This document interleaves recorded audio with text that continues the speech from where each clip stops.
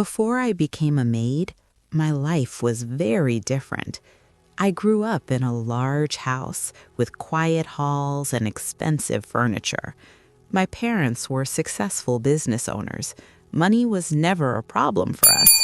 I went to good schools, wore nice clothes, and traveled to many places. From the outside, my life looked perfect, but inside, something felt empty. People were always polite to me, but I often wondered why. Was it because of who I was, or because of what my family owned? I never knew the answer.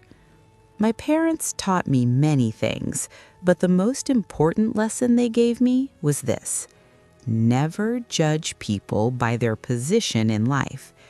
Still, I wanted to understand the world on my own. After finishing my studies, I made a decision no one expected. I wanted to live a simple life for some time. I wanted to see how people treated someone with no power, no money, and no status. So I left my comfortable life behind. I rented a small room in a quiet neighborhood. I bought simple clothes. I learned how to cook, clean, and take care of myself. For the first time, I was invisible, and strangely, it felt real. That is when I decided to work as a maid, not because I needed the job, but because I needed the truth. The day of the interview, I wore plain clothes and tied my hair back neatly. I carried no jewelry, no bag that showed my past. The house was large and modern. White walls, glass doors, and silence everywhere. A woman named Mrs. Carter, the house manager, asked me simple questions. Can you clean? Yes. Can you cook? Yes. Can you follow rules? Yes. She looked satisfied. Then I met Michael for the first time. He stood near the window checking his phone. He barely looked at me. Is she experienced? He asked Mrs. Carter. Yes, she replied. He nodded. That was it. No questions, no interest. I was hired. At that moment, I realized something important. To him, I was not a person. I was a role, and that was exactly what I wanted to be. My first days were quiet. I cleaned rooms that looked like hotel suites. I polished furniture that cost more than my rent.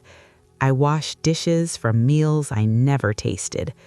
Michael passed by me like I was part of the wall. Sometimes he said good morning. Sometimes he didn't. I watched everything silently. I noticed how loneliness lived inside that big house. I noticed how money could not fill empty rooms.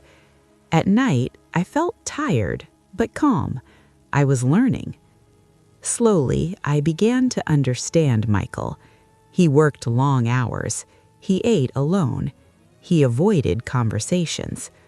One night, I heard him talking on the phone. I'm fine, he said, but his voice sounded empty. He had money, he had success, but he had no peace. That night, I realized something. We were both pretending. One evening, Michael fell sick. Without being asked, I made soup. I cleaned his office. I left a note reminding him to rest. The next day, he looked surprised. Thank you, he said softly. It was the first time he really saw me. From that day, small conversations started. Nothing deep, but real. Michael started asking questions. Where are you from? Do you like this job? I answered carefully. He listened. Respect slowly replaced distance, but my secret stayed hidden. One day, guests came over. Someone laughed and said, "She's just a maid." Everyone laughed. Michael stayed silent. That silence hurt more than words. That night, I cried quietly. I wrote in my diary, "How long can I hide? Why does the truth feel heavy?" I thought about leaving, but something kept me there. Days later, Michael defended me in front of others. She deserves respect, he said. That moment changed everything. The truth came out unexpectedly. My family arrived. Michael froze. The silence was loud. Michael apologized. I explained everything. No anger, only honesty. I left the job, but not the lesson. Michael changed. So did I. Because real wealth is how you treat people when you think they have nothing.